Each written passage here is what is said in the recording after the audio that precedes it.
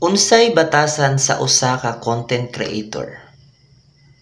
Una, dili maulawon kay perminti ka nakaatubang sa kamera. Kaduha, dili tapulan sa paghimo og mga content og mga videos. Katulo, pasensyoso. Labi na sa mga bashers o sa mga negatibo nga mga comment.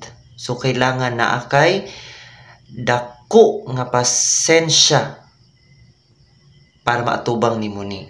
Ikaupat, kugihan.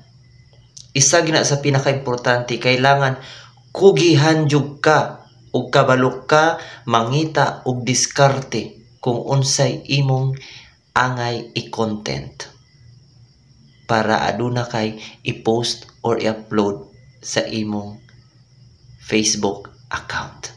Maura to, just follow and share.